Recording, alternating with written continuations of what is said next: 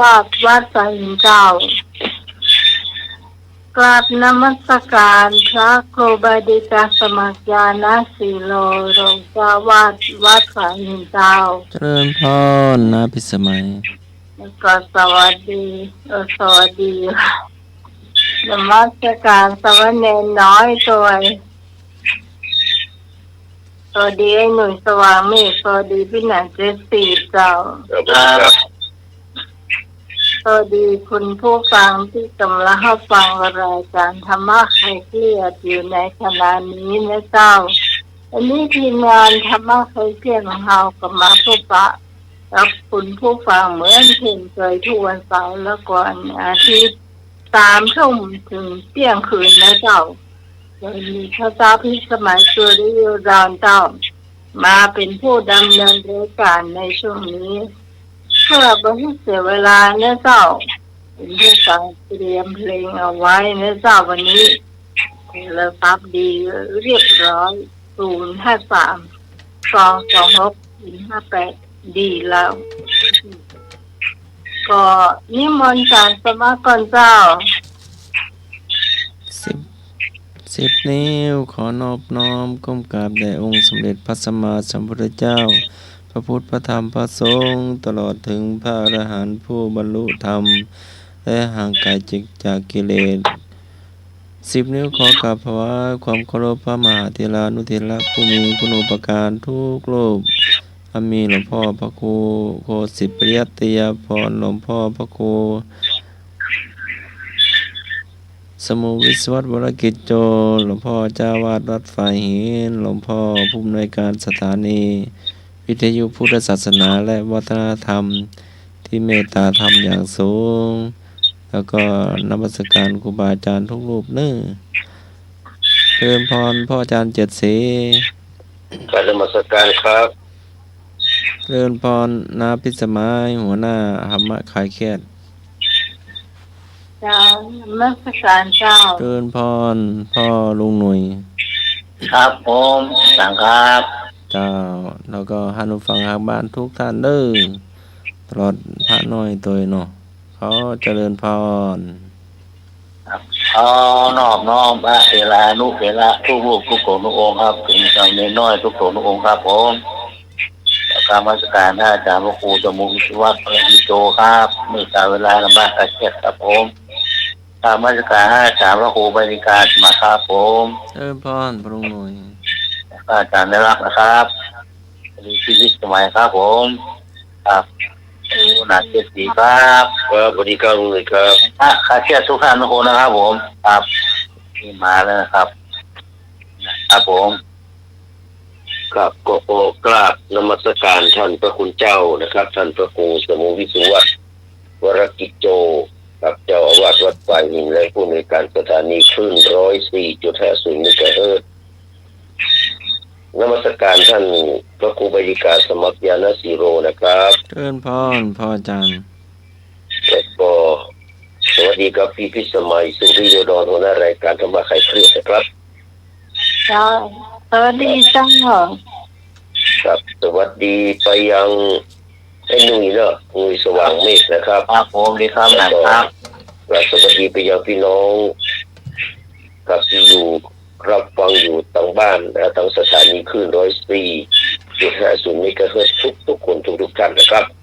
และจากนี้ไปก็ขอเรียนเชิญพี่พิสมัยได้ดำเนินรายการต่อเลยนะครับเจ้าคุณผู้ฟังที่จะขอเพลงนะเจ้าแต่คืนนี้เราตอบได้สักคนวันนี้ขอมีโอกาสขอเจ้าวยไผ่วยมันเนอะเดี๋ยวนี้มีเพลงอยู่แล้ว2 เพลงเนาะมีเพลงอ่ะน้องแมวของพี่พรเอราวัณชื่อเพลงน้องแมวครับพ่อจ๋า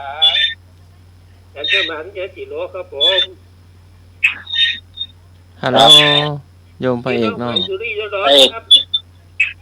เจ้าหนุ่ยสว่างเมฆครับผมครับผมดีครับเอกครับอยู่ที่พี่หลานเจ็ดสีครับผม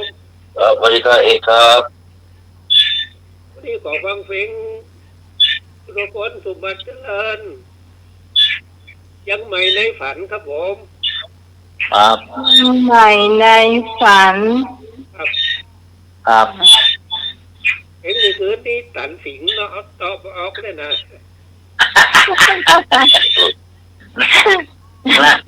อะไรไม่นานเอง อาจารย์โอ้จมูกจะเอาเพลงเก่าๆเปิดเพลงอันนี้ที่ผมขอนี่ก็เอาเก่าๆเพิ่งกลับมาเปิดนะยังใหม่ในฝันแล้วก็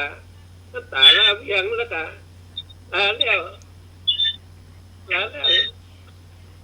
หอยเรื่องนี้เนี่ยนะเป็นงานยากผม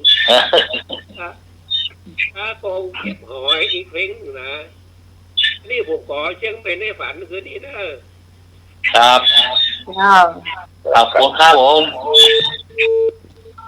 เอาเพลงหน้าใหม่เพลงอย่างชื่อ แม่ น้องแมว น้องที่พอ ครับ ใน ผม ครับผมกราบนมัส ครับ การพระสงฆ์องค์ ทาง เจ้า มาแล้วป่าทาง ทุกองค์นะครับสวัสดีทีมคำว่าใครเครียดทุกท่านคุณครับผมวันนี้เอาเพลงรักคุดครับผม ฮะ ดวงจันทร์เป็นผู้ขับร้องครับ รักคู่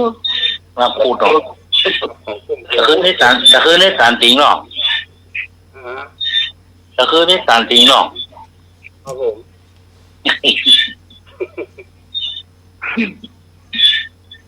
ก็ถือว่ายินโต๊ะสำรวจโอ้ย บางคืนนี้ทุกโมงว่าด้านซ้ายตรงนี้ ครับอะไรครับผม อาจารย์ โทรศัพท์เรียนเด้อ053-226-058ครับ เจ้าน มัสการครับผมแฟน มาแล้วหนุ่มแม่ลิง เจริญพร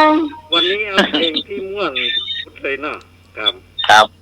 มนต์รักลูกทุ่งครับเนาะครับของไพวันลูกเพชรครับเนาะ ครับ นมั ค ส นรักลูกทุ่งเนาะครับพูดครับ รักลูกทุ่ง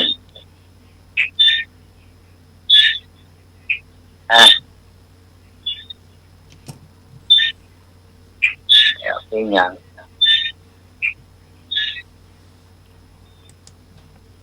แต่ก็ขอวิ่งโคลังได้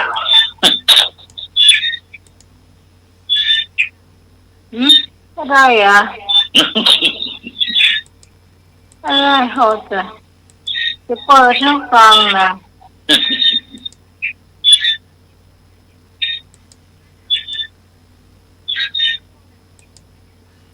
ร้องเพลงอย่างจะ Love You Love My Dog เล่นกับมาน้อยจงวันเนี่ย อ้าวรักปีหมดเดี๋ยวเปิดแล้วกันตอนดักที่กับปูเปิดเลยครับ เริ่มหลายชื่อเหรอ แล้วก็ครูบดิกา เริ่มเลย เปิดเลย เพลงยังนี้ก่อน